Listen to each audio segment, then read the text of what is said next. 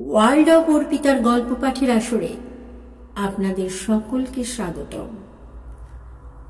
এখানে আপনি পাবেন রোমাঞ্চকর ভৌতিক কাহিনী, যেগুলো আপনার রাতের ঘুম কেড়ে নিতে পারে। আপনি কি ভয়ের জন্য প্রস্তুত?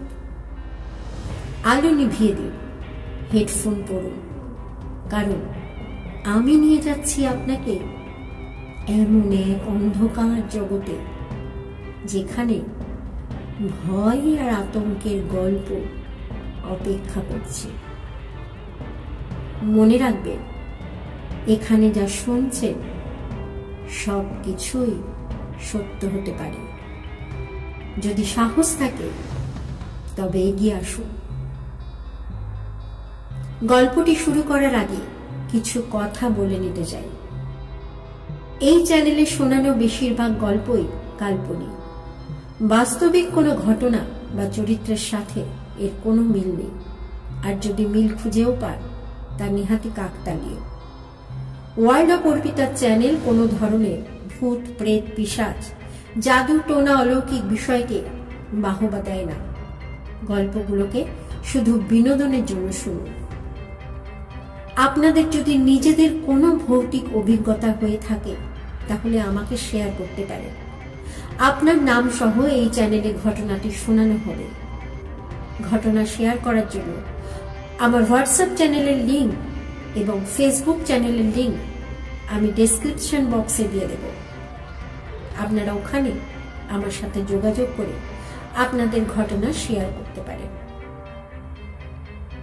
শুরু করছি আজকের গল্প। আমার আজকের গল্প পরিত্যক্ত বাংলো।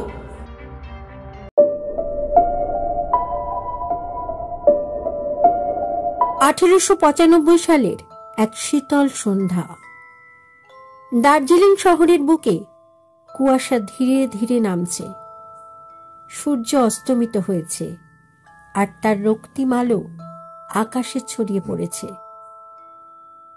শহর থেকে প্রায় 3 মাইল দূরে ঘন বনের ভেতর লুকিয়ে আছে একটি পুরনো ব্রিটিশ বাংলো। স্থানীয় মানুষজন বাংলোটিকে অভিশপ্ত বাংলো বলে ডাকে। বাংলোটির কথা এলাকা জুড়ে কিংবদন্তি হয়ে দাঁড়িয়েছে। কেউ বলে এখানে রাত হলে অলৌকিক ঘটনাগুলি ঘটতে শুরু করে। কেউ বলে এখানে কান্নার আওয়াজ শোনা যায়। আবার কেউ বলে বাংলোটি এমনই অভিশপ্ত যে যারা একবার সেখানে গিয়েছে তারা আর স্বাভাবিক জীবনে ফিরতে পারেনি। বাংলোর চারপাশে ধ্বংসস্তূপে ভরা বাগান, মৃত গাছপালা আর রক্তমাখা সন্ধ্যার আলোয় সেটি যেন আরো ভয়ঙ্কর দেখাচ্ছে। গাছের পাতাগুলি যেন বাতাসে ফিস ফিস করে বলছে, এখানে এসো না।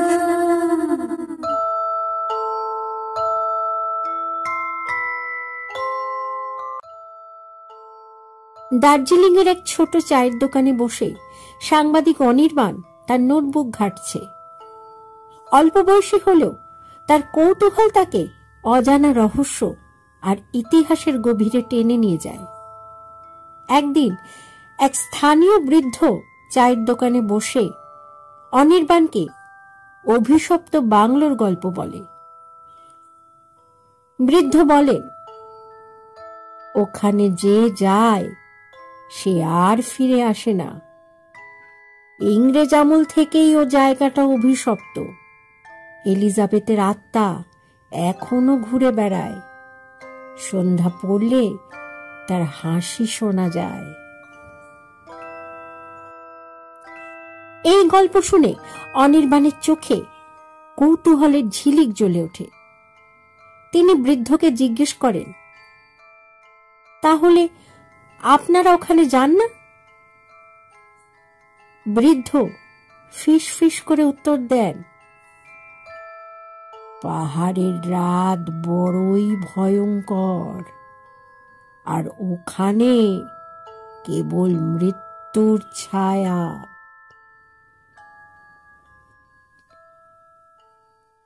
অনির্বাণ সেই রাতে বাংলোটি নিজের চোখে দেখার সিদ্ধান্ত নেয়। তার বন্ধু দেবজ্যোতি, যিনি সব সময় যুক্তিবাদী, তাকে নিরস্ত করার চেষ্টা করে। দেবজ্যোতি বলে, এইসব গল্প ভয় দেখানোর জন্য বানানো হয়, ওখানে গেলে হয়তো চোর ডাকাতের পাল্লায় পড়বি। কিন্তু অনির্বাণ দৃঢ় থাকে। রাত নামার আগেই তিনি একটি পুরনো লণ্ঠন নিয়ে বাংলোর দিকে যাত্রা শুরু করেন। পথ অন্ধকারে ঢেকে গেছে। শীতের ঠান্ডা বাতাসে পাইন গাছের পাতাগুলি অদ্ভুত সুরে নড়ছে। হঠাৎ কুয়াশা নামতে শুরু করে।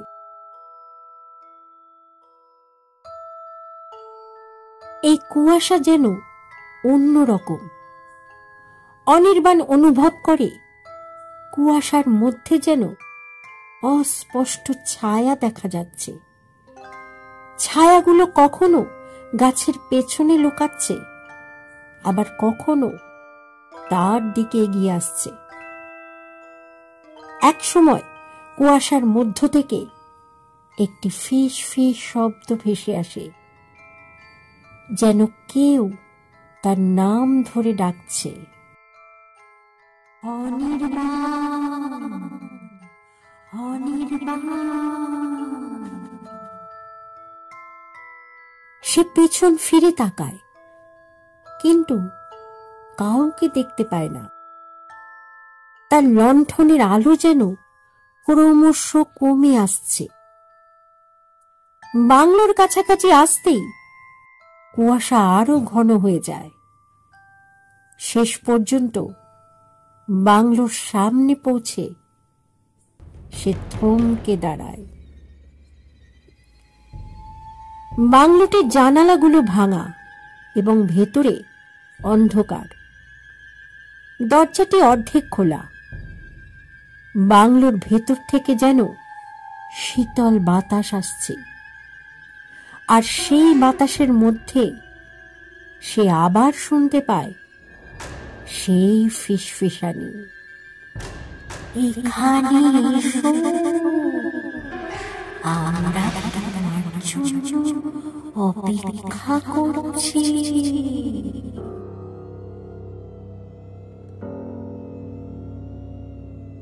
অনির্বাণ বাংলোর সামনে দাঁড়িয়ে কিছুক্ষণ চুপ করে থাকে।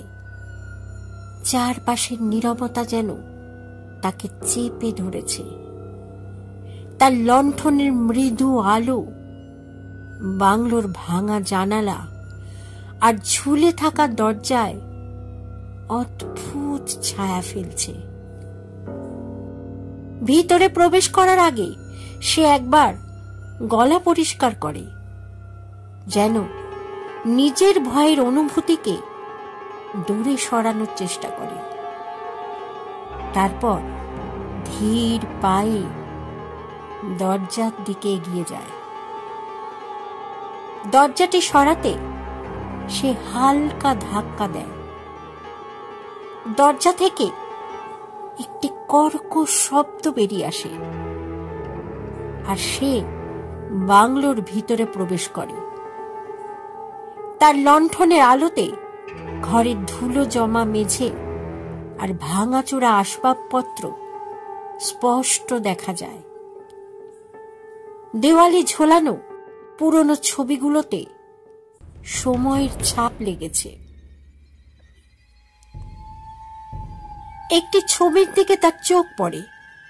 ছবিটিতে একটি পরিবার, একজন ব্রিটিশ পুরুষ, তার স্ত্রী আর একটি ছোট মেয়ে।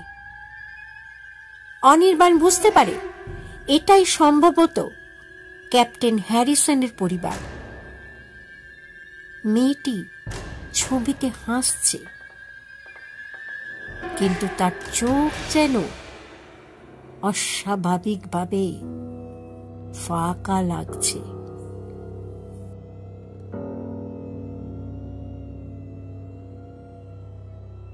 অনির্বাণ ধীরে ধীরে ঘরের মধ্যে হাঁটতে শুরু করে। হঠাৎই এক ঠান্ডা বাতাসের ঝাপটা তার মুখে লাগে। বাতাস যেন অদৃশ্যভাবে ঘরের চারপাশে ঘুরছে। সে অনুভব করে যেন কেউ তাকে অনুসরণ করছে, কিন্তু ঘুরে তাকালেও সে কাউকে দেখতে পায় না। ঘরের কোণ থেকে একটি খচখচ শব্দ শোনা যায়। প্রথমে মনে হয় ইঁদুর হতে পারে, কিন্তু শব্দটি ধীরে ধীরে তীব্র হয়ে ওঠে। এমন সময় জানলার পাশের একটি পর্দা নিজে থেকে দুলে ওঠে। লণ্ঠনটি হাতে শক্ত করে ধরে অনির্বাণ সাহস করে একটি ঘরের ভেতর ঢুকে পড়ে। ঘরটি শূন্য, কিন্তু দেওয়ালের একটি কোণে কালো ছোপ দেখতে পায়।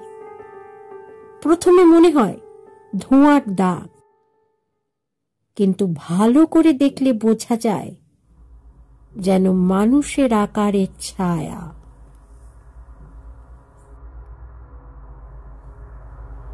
অনির্বাণ হঠাৎই অনুভব করে তার পেছনে কেউ দাঁড়িয়ে আছে। সে দ্রুত ঘুরে তাকায়, কিন্তু সেখানে কেউ নেই। লণ্ঠনের আলোতে সে স্পষ্ট দেখতে পায় মেঝেতে কিছু ময়লা ধুলো পড়ে আছে, কিন্তু সেই ধুলোর মধ্যে তাজা পায়ের ছাপ দেখা যায়। রাত তখন আরো গভীর হয়ে এসেছে। চারপাশের নীরবতা এতটাই তীব্র যে নিজের শ্বাসের শব্দ ভয় ধরাচ্ছে। হঠাৎ দূর থেকে একটি মৃদু শব্দ ভেসে আসে। মনে হয় কারো পায়ের আওয়াজ। আওয়াজটি ধীরে ধীরে অনির্বাণের দিকে এগিয়ে আসছে।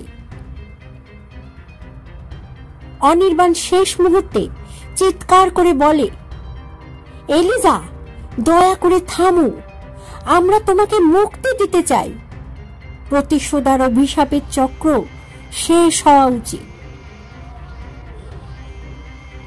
এলিজার ছায়া মুহূর্তের জন্য স্থির হয়ে যায়। তার ফাঁকা চোখগুলো অনির্বাণের দিকে তাকিয়ে থাকে। তার কণ্ঠ থেকে ভেসে আসে, মুক্তি। তুমি কি জানো কষ্ট কি? আমি অপেক্ষা করেছি এত বছর শুধু তাদের জন্য যারা আমাকে ফাঁকি দিয়েছে। আর তুমি ভাবো তুমি আমাকে থামাতে পারবে? পিয়ানো থেকে হঠাৎ করে একটি উচ্চস্বরে বিকট আওয়াজ হয়, আর পুরো ঘর কাঁপতে শুরু করে। ছায়াগুলো আরো কাছাকাছি চলে আসে। রিমা আর দেবজ্যোতি দিশেহারা হয়ে পড়ে এবং পেছনের দরজার দিকে ছুটতে চায়, কিন্তু দরজাগুলো কোথাও নেই। পুরো বাংলো যেন তাদের ফাঁদে ফেলে দিয়েছে। এই মুহূর্তে অনির্বাণ সাহস সঞ্চয় করে পিয়ানোতে রাখা ক্যাপ্টেন হ্যারিসনের সেই চিঠিটি বের করে। চিঠিটি উচ্চস্বরে পড়া শুরু করে। চিঠিতে ক্যাপ্টেন তার কষ্ট আর অভিশাপের কথা লিখেছিলেন, কিন্তু শেষ লাইনে উল্লেখ ছিল, আমি অভিশাপ দিইনি, আমি সাহায্যের আবেদন করেছি, কিন্তু সত্যিকারের সাহসী সেই যে আমার মেয়েকে মুক্তি দেবে।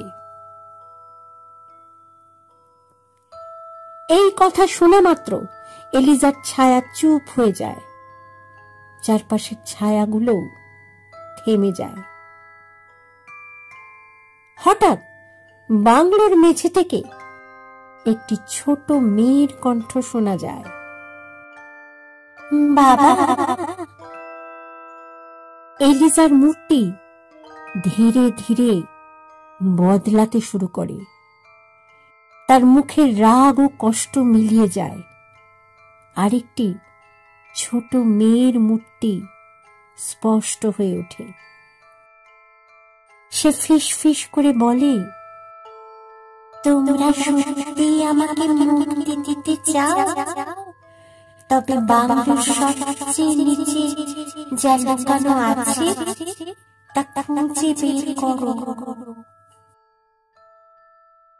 অনির্বাণ বুঝতে পারে সব কিছুর সমাধান বাংলোর মাটির নিচে। তারা সবাই মিলে বাংলোর পুরনো তলায় একটি ছোট দরজা খুঁজে পায়।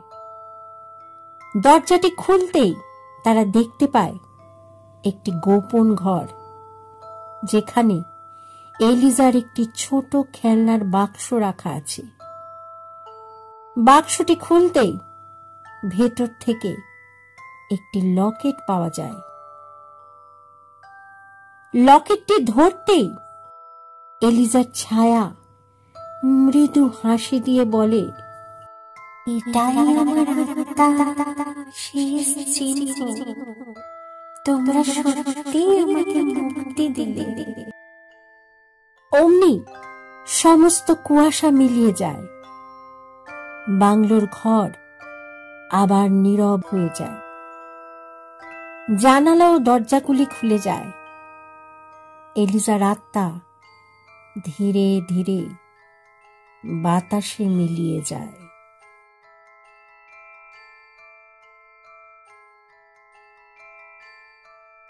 পরদিন সকালে পুলিশ বাংলোতে এসে অনির্বাণ, রিমা ও দেবজ্যোতিকে বাইরে দাঁড়িয়ে থাকতে দেখে।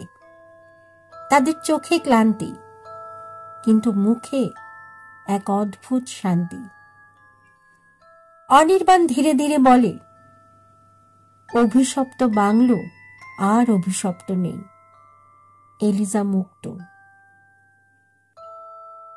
তারা যখন ফিরে যেতে থাকে, বাংলোর ভেতর থেকে শেষবারের মতো একটি মিষ্টি কণ্ঠ ভেসে আসে, ধন্যবাদ।